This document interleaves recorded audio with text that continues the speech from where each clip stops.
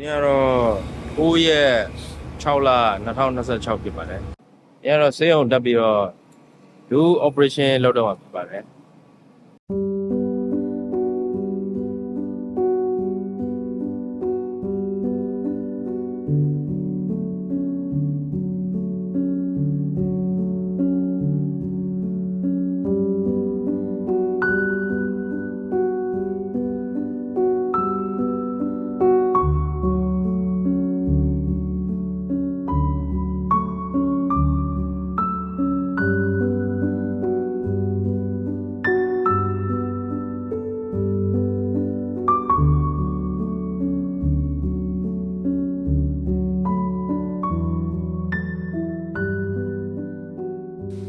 ခဏနေခွဲကန်းဝင်တော့ဖြစ်ပါတယ်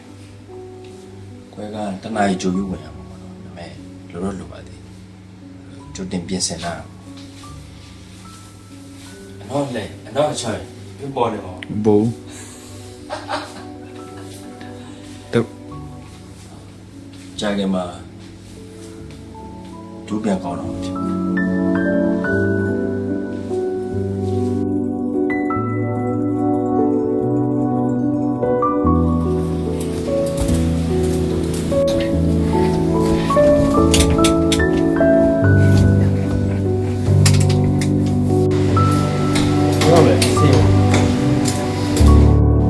Good luck.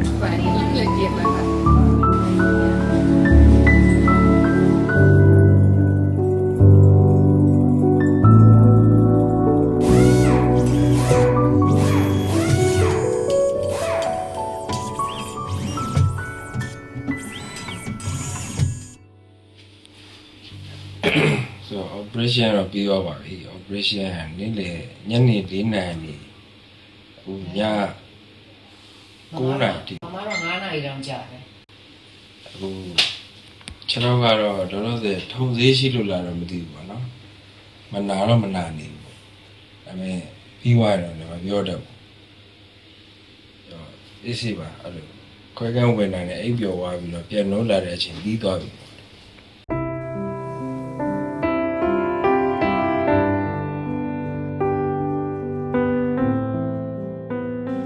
မင်းညခွဲပြီးပြီဒူးခွဲပြီးတော့အခု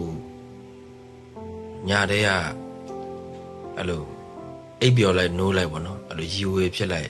ဒါမှမဟုတ်နာကျင်ကြိုက်ခဲနေရတော့တိတ်မရှိပါဘူးအဲ့လိုမနာသေးရဖြစ်မှထင်တယ်စေးမပြေသေးလို့အခုကတော့ဒါဒီနေ့ကတော့ဆရာဝန်လည်းပြန်လာမကြည့်သေးဘူးပေါ့နော်ဆရာဝန်ကြည့်ပြီးရင်တော့အသေးစိတ်အတိအကျသိရမှာအခုခွဲတာအဲ့လိုမှန်ပြောင်းနဲ့ခွဲတာဆိုတော့အဲ့လိုဘယ်နှပေါက်လောက်ရှိတယ်မသိဘူး3-4ပေါက်လောက်တော့3ပေါက်နဲ့5ပေါက်လောက်ရှိလို့ပြောလိုအဲ့ရင်ထပ်ပြီးတော့ဖောက်ပြီးတော့ခွဲမယ်လို့ပြောတာပေါ့နော်ဆိုတော့ခွဲတော့အခုဆိုရင်အဲ့ဒါမမြင်ရသေးဘူးဆိုတော့လေဒူကတော့လက်ရှိချင်းနေဒီလိုရှိရပေါ့ဒါတော့အပေါ်ရေခဲအုပ်ထားပေါ့အောက်မှာတော့ခွဲထားတဲ့ဟာကြားထဲကနေမြင်ရမှာဒီဒူးရောင်တဲ့ဥစ္စာကျွန်တော်အဲ့လိုဖြစ်နေတာ2 နှစ်လောက်ရှိပြီအစကတော့ဒီတိုင်းအဲ့လိုထိမိခိုက်မိလို့ဟိုအရွတ်တွေပါများထိပြီးတော့အထက်မှာအရေးပါထွက်သွားလာဆိုပြီးတော့ဟိုဗမိုင်းမှာစေကန်းပြတာပေါ့နော်စေကန်းပြပြီးတော့အဲ့ဒူးတွေကအရေးတောင်ဖောက်ထုတ်လိုက်သေးတယ်2 ခါလောက်ဖောက်ထုတ်ဘူးပဲပေါ့နော်ဒါပေမဲ့နောက်ပိုင်းကျတော့လည်းဟိုအရေးဖောက်ထုတ်တာပဲရှိတယ်အထက်မှာအဲ့လိုမကြီးခဲကြီးဖြစ်ပြီးတော့ပြန်မပြောက်ဘူးပေါ့နော်ပြီးတော့ဒါပေမဲ့လမ်းတွေပါတွေကတော့ပုံမှန်အတိုင်းရှောက်လို့ရတယ်တောလို့ရတယ်အဲ့လိုပုံမှန်လည်းအလုပ်လုပ်နေလို့ရတယ်ပေါ့နော်ဒါပေမဲ့အဲ့လိုဒူးကတော့နည်းနည်းတော့ဟိုဖောင်းနေတော့နည်းနည်းတော့အဲ့လိုတင်းနေတာတော့ရှိရပေါ့နည်းနည်းပေါ့ဒါပေမဲ့အဲ့လိုဟိုအရှိတစ်ခေါက်အရှိပြီးခဲ့တဲ့နှစ်ဒီဘန်ကောက်မှာပဲလာပြပေါ့နော်လာပြတော့ဆရာဝန်ကပြောတယ်ဒီဟာတဲ့ PVNS ဖြစ်နိုင်တယ်တဲ့ဆိုတော့ PVNS ကတော့ဟိုကျွန်တော်လည်းအသေးစိတ်တော့မရှင်းပြတတ်ဘူးပဲသူကဘယ်လိုလဲဆိုတော့ဒူးအယိုးပတ်လည်မှာအဲ့လိုဟိုအတပိုလိုမျိုးကျူမာလိုမျိုးဖြစ်တာပေါ့နော်ဒါပေမဲ့အဲ့ဒီဟာကင်ဆာကျူမာလည်းမဟုတ်ဘူးပေါ့နော်ဆိုတော့သူကအဲ့လို genetic disease လို့ပြောတယ်ဗျာအဲ့တော့အဲ့ဒါကြောင့်အဲ့လိုဖောင်းကြီးဖြစ်ပြီးတော့နားလည်းမနာနေဘူးကြိုက်လည်းမကြိုက်နေဘူးဒါပေမဲ့ဒီနှစ် January တော့ကျွန်တော်စေကန်းထက်လာပြတော့ခွဲမှရတော့မယ်ပေါ့နော်အဲ့ထဲဟာတွေရှင်းမှရမယ်ရှင်းပြီးသွားတော့မှအဲ့ဟာတွေကိုဒီ biopsy ယူပြီးတော့အသေးစိတ်ဘာဖြစ်လဲဆိုတော့ဟိုအတီးပြုတ်လို့ရမှာအဲ့နဲ့အခုလာခွဲတာဖြစ်ပါတယ်ခွဲပြီးတော့ပါပြီ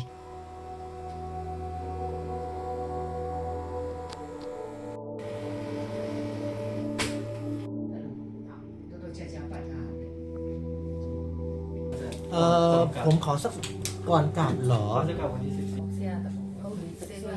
ถ้ากลับได้ก็จะเป็น တရင်ကောင်း จะดี အသားလေးဟာဆွတ်ထုတ်အဲ့ဒါကြောင့် เดี๋ยวพอดีกว่า မမကျတော့ เดียวพอ အယူကြီးရောင်းသွား สายดี အဲ့လိုဖြစ် အေးလေအဲ့တော့အေးနော်ဘာတန်ရမှတိတ်မရှိဘူးသူကကိုယ်ရတာတော့ဒီလိုချူမျိုးတွေပြင်းမှလည်းကြာတာပေါ့နော်ကိုယ်ရ ကိုယ်စီလို့ ဒါတီရှာမြေးတာလေကလောက်ရမယ်လေ့ကျင့်ခန်းကို งอได้เท่าที่ไม่เจ็บเลยครับ แล้วว่ามันได้ကိုခံစားလို့နိုင်တဲ့အထိကိုယ်ရနော် စိုက်ညီပဲ အက มีแผลทั้งหมด4รูไม่นับรูนี้นะนี่ด้วย အပေါက်က၄ပေါက်ရှိမယ်နော်တဲ့အခုဒီတွေဖောက်တာမပေါ့နော် ဟုတ် อยู่เฉยๆเลยครับอยู่เฉ ချိန် ย လေးနေပြီနော်ရာတူတယ်ပဲ ๆสบายๆไม่ต้องช่วยหมอสบายมาก ဆရာမ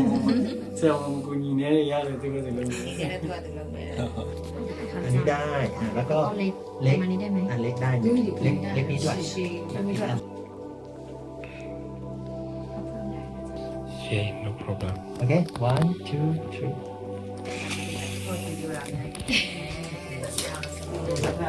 ကိုရပြန်တတိအောင်နေတန်တယ် ရှိတယ်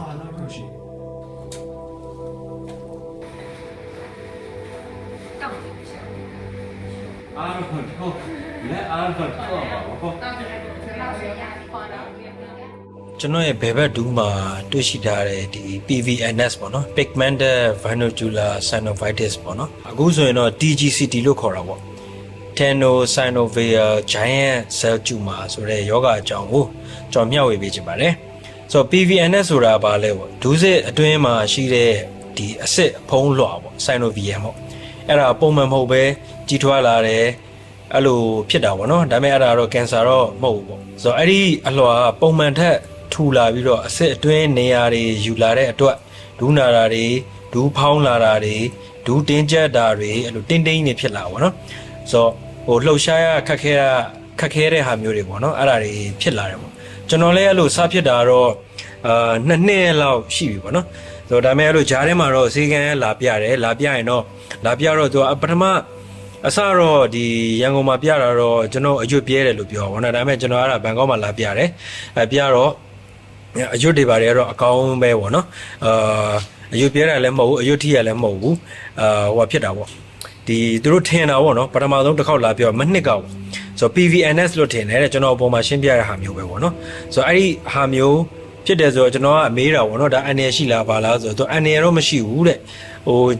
ပွားလာနိုင်လားဆိုတော့နည်းနည်းတော့များလာနိုင်တယ်တဲ့အထဲမှာအသားစားတွေအတဘိုးတွေလိုမျိုးပေါ့နော်အဲ့တော့သူတို့ကတော့ခွဲပြီးတော့ဟိုbiopsy ယူပြီးတော့မှဘာလဲဆိုတော့အတိအကျသိမှာပေါ့နော်ဆိုတော့အဲ့နဲ့ကျွန်တော်လည်းပေါ်ပေါ်ဆဆနဲ့နေပြီးတော့ဟိုမလို့သေးဘူးပေါ့နော်ကျွန်တော်လမ်းလည်းရှောက်လို့ရအကောင်းကြီးဆိုဒါမဲ့ကျွန်တော်ပထမဒုတိယတစ်ခေါက်ပေါ့နော်ဒီ2026 January မှာကျွန်တော်ထပ်ပြီးတော့ဆေးကမ်းပြတော့အရှိတစ်ခေါက် MRI ရိုက်ထားတဲ့ result ထက်ပိုပြီးတော့နည်းနည်းများလာတယ်တဲ့များလာကျွန်တော်လည်းနည်းနည်းပိုပြီးတော့လို့ခံစားရတယ်ဗျဒူးကနည်းနည်းပိုတင်းလာတာတို့အဲ့လိုဟိုဘယ်လိုပြောမလဲလှုပ်ရှားပေါ့နော်ဒူးကွေးတာတို့ချက်လန်းလျှောက်တာတို့ဆိုခြေထောက်ကပေါ့ဘာဘာတွတ်လက်မရှိနေဘူးဗျာဆိုတော့ကျွန်တော်လည်းအဲ့ဒီအချိန်မှာသူတို့ကတော့ခွဲရတော့မယ်တဲ့နောက်2လလောက်နေခွဲရတော့မယ်လို့ပြောတော့ကျွန်တော်လည်းအခုနောက်2လလောက်နေတော့မလာပြတော့အခုဒီ6လပိုင်းမှာပြန်လာပြပြီးတော့ခွဲလိုက်တာပေါ့နော်ခွဲတဲ့အချိန်မှာလည်းအထဲမှာကျွန်တော်မှန်ပြောင်းနဲ့ခွဲတာပေါ့နော်မှန်ပြောင်းဟိုဘယ်လိုပြောမလဲ microscopic surgery ပေါ့ဒူးကိုမှန်ပြောင်းနဲ့ဖောက်ပြီးတော့ခွဲတော့ကျွန်တော်ဗီဒီယိုတွေဘာတွေပြတာပေါ့ဗီဒီယိုထဲမှာလည်းကျွန်တော်ဒူးထဲမှာဘာတွေဖြစ်နေလဲပေါ့နော်ဒီ joint တွေရဲ့ဘေးမှာဟိုအမြင့်နေပေါ့နော်မသိရင်လို့တဏ္ဍကြောက်တန်းလို့ဘာလို့အဲ့လိုမျိုးရေမော်တွေလို့ဘာလို့ပုံစံဖြစ်နေရပါတော့ကြည့်ရင်တော့ကြက်သိန်းတော့ထားစရာပေါ့အဲ့ဒါတွေကကျွန်တော်ဒူးထဲမှာဖြစ်နေတဲ့ဒါအသားစတွေအတဘိုးတွေထွက်လာတဲ့ဟာတွေပေါ့ဆိုတော့ဒီ symptom ပေါ့နော်ဟိုပြောရင်တော့ဘာကြောင့်ဖြစ်တယ်ဆိုတာတော့ဟိုအတိအကျတော့မရှိဘူးပေါ့ဆရာဝန်ကြီးတွေပြောတာတော့ဒါကတော့ဟိုဗီဇပြောင်းလဲမှုတွေဖြစ်ပေါ်ပြီးတော့ဒါပုံမှန်မဟုတ်ပဲကြီးထွားလာတာဖြစ်နိုင်တယ်ပေါ့နော်ဆိုတော့ပြောရင် genetic ပေါ့တို့သူဖြစ်လာနိုင်တာဒါပေမဲ့ကျွန်တော်လည်း internet မှာဖတ်ကြည့်သလောက်ကျွန်တော်အမျိုးသမီးပေါ့နော်ဆရာမလေးသူကအဲ့ဒါနဲ့ပတ်သက်ပြီးတော့သူကအဲ့ဒါတွေလိုက်ရှာပြီးတော့လေ့လာကြည့်ရပါတော့သူကဒီလူတယောက်လို့အသက်40 ပတ်ချလဲမှာပတ်ဝန်းကျင်မှာဖြစ်တာပေါ့နော်ဆိုတော့ကျွန်တော်အသက်လည်းအခုက38နှစ်ကျော်ပြီဆိုတော့ကျွန်တော်လည်းအဲ့ဒါကြောင့်မလို့ဖြစ်တယ်လို့ထင်ပါတယ်ပြီးတော့ဒီအခုကျွန်တော်ဖြစ်တဲ့ဥစ္စာလည်းထိုင်းကဆေးရုံနေမှာတော့မှတစ်နှစ်မှတစ်ယောက်နှစ်ယောက်လောက်အဲ့လို symptom နဲ့ဟိုလာပြီးတော့ဆေးရုံလာပြကြတာပေါ့နော်ဆိုအရန်ရှားပါတဲ့ဒူးယောဂါပေါ့အဲ့လိုပြောမှာအဲ့ဒါဖြစ်တာပေါ့ဆိုတော့ဟိုအားကစားတွေလှုပ်လို့ဒီပြေးခုံဟိုပေါက်နေလို့ဟိုဘယ်လိုပြောမလဲဒူးရန်သုံးလို့ကျွန်တော်ဗျာကျွန်တော်ထင်တာတော့အစားတော့ဒီကျွန်တော်ဓာတ်ပုံရိုက်လာတာဟိုနှစ်မနေတော့ဘူးဗျာတင်မလားကင်မရာတစ်လုံးခဏလေးကင်မလေးဘူးဆိုရင်တနေ့ကုန်ကင်ကြည့်ရင်ကင်မရာဆိုတာလေးတယ်ပေါ့နော်ဆိုတော့အဲ့လိုမျိုးအနှစ်ရှည်လာများအဲ့လိုမျိုးအကြာကြီးအဲ့လိုမတ်တက်ရက်ပြီးတော့အလုံးလုံးလို့ဟိုဒီလိုမျိုးဒူးကဒဏ်ဖြစ်တာလားပေါ့အစားတကယ်တော့အဲ့ဒါနဲ့လည်းမဆိုင်ဘူးတဲ့သူဖြစ်ချင်းလို့ဖြစ်တာတဲ့ဆိုတော့ဟိုဒါတော့ဘယ်လိုပြောမလဲကန်ထူးရတယ်အဲ့လိုပဲပြောမှာဟိုကျွန်တော်အခုခွဲထုတ်လိုက်တဲ့ PVNS ပေါ့နော် TGCT ပေါ့အဲ့ဥစ္စာကိုထပ်မခွဲဘဲနဲ့အခုချိန်မှာမခွဲဘဲနဲ့ထားမယ်ဆိုရင်ကျွန်တော်ဗျာ January တစ်ခေါက်ပြန်လာတော့က MRI ရိုက်တော့တော့မှအဲ့ဒီအတဘိုတွေကဒူးအစ်စ်ကြားတဲ့ကိုစပြီးတော့နည်းနည်းလေးစဝင်နေပြီဝင်နေပြီဆိုရင်နောက်ပိုင်းဘာဖြစ်မလဲဆိုတော့ဒီတက်ဆက်ထားထားရင်အဲ့ဒီဘယ်လိုပြောမလဲဒူးအစ်စ်အယိုးတွေကိုသူကစားနိုင်တယ်အဲ့လိုမျိုးကြားတဲ့ကိုဝင်ပြီးတော့ကျွန်တော်ဒူးလှုပ်လို့မရဖြစ်နိုင်တယ်ပေါ့အဲ့ဒါကြောင့်မလို့အခုဒီမိတ်ဆွေတွေလည်းကျွန်တော်ဒီဗီဒီယိုကြည့်နေမိတ်ဆွေတွေကိုယ့်ရဲ့ဒူးကအဲ့လိုဖောင်းလာတာလို့ရောင်လာတာလို့အဲ့လိုရောင်လာတယ်ဒူးကြီးလည်းကြီးလာတယ်ကိုကလမ်းလဲလျှောက်လို့ရနေတယ်ဒူးကလည်းမကြိုက်ခဲနေဘူးဆိုရင်တော့ဒါအမြန်ဆုံးစေကံပြပြီးတော့ဆရာဝန်နဲ့တိုင်ပင်ပြီးတော့ဟိုစမ်းသက်တင်တယ်ပေါ့နော်ဟိုကျွန်တော်ဆိုလဲအစတော့အဲ့လိုပဲဒူးကြီးကတော့ဖောင်းနေတယ်ကျွန်တော်ဆိုဗမိုင်းမှာအရင်တော့စဖြစ်တော့ဆိုရင်ဒူးဖောင်းနေလို့အရေးတွေအဲ့လိုထွက်တာပေါ့နော်အထက်ကအဲ့လိုဆဆဖောင်းတဲ့အချိန်မှာကျွန်တော်တို့အထက်တွေကသွေးရည်ကြီးတွေဖောက်ထုတ်လိုက်သေးတယ်နှစ်ခါလောက်တော့အဲ့တော့တစ်ခေါက်ဖောက်ထုတ်လိုက်တယ်ကောင်းသွားတယ်ဒုတိယဖောက်ထုတ်ကောင်းသွားတယ်တတိယတစ်ခေါက်ကျတော့ဟိုကျွန်တော်ရဲ့အမမလုံနေတော့ပေါ့နော်အဲ့ဒါမျိုးဆက်လုံရင်အထက်မှာဒူးတွေကိုပိုးဝင်နိုင်တယ်ပိုးဝင်ပိုးဆိုးမယ်ပေါ့ဇာတ်ရနဲ့နောက်ပိုင်းမထုတ်တော့ဘဲနဲ့ဒီတိုင်းဖောင်းတဲ့အတိုင်းပဲထားရတယ်ပေါ့နော်ဆိုတော့အားကြောင့်အခုဒီဗီဒီယိုကြည့်နေတဲ့မိတ်ဆွေတွေဒူးကလမ်းလျှောက်လို့ရတယ်တင်မလားကြိုက်လဲမကြိုက်ခဲနေဘူးဒါပေမဲ့ဒူးကြီးကလည်းဖောင်းနေတဲ့ရောက်နေတယ်ဆိုရင်တော့အဲ့ဒီ PVNS လို့လည်းခေါ်တယ် TGCT လို့လည်းခေါ်တယ်အဲ့ဒီယောဂဒူးယောဂပေါ့နော်အဲ့ဒါဖြစ်နေတာဖြစ်နိုင်တယ်ပေါ့ဆိုတော့ဆရာဝန်နဲ့တော့တိုင်ပင်ဖို့ဒါအကြံပြုခြင်းတယ်ပေါ့နော်ဒါကတော့ကျွန်တော်ကတော့အခုဟိုဒူးကိုမှန်မြောင်းနဲ့ဒါခွဲပြီးတော့အခုကတော့ထိုင်နေလို့တော့ရရပေါ့နော်လမ်းလည်းအနောက်မှာမြင်တဲ့အတိုင်းပဲဂျိုင်းတောက်နဲ့တော့ရှောက်ရတယ်ပေါ့နော်ဟိုအရင်ကြီးနာကျင်ကြိုက်ခဲနေလားဆိုတော့လေဟိုအသားတွေတော့နာနေရပေါ့ကျွန်တော်ကကျတော့အဲ့လိုအရွတ်တွေဟိုအယိုးတွေနာတာမဟုတ်တော့ဟိုပုံမှန်မတက်ရက်လို့တော့ရတယ်ဒါပေမဲ့အထဲတွေကအသားတွေကိုအကုန်လုံးအတပိုးတွေကိုဟိုခွဲစိတ်ပြီးတော့ထုတ်ထားတော့အသားတော့နာနေရပေါ့နော်ဆိုတော့ operation ကလည်း2နာရီ3နာရီတော့ကြာတယ် operation လုပ်လိုက်ရတဲ့အချိန်ပေါ့နော်ဆိုတော့ဒါအားလုံး view site လို့ရအောင်ဒါပြောပြပေးတာဖြစ်ပါတယ် sharing လုပ်ပေးဖြစ်ပါတယ်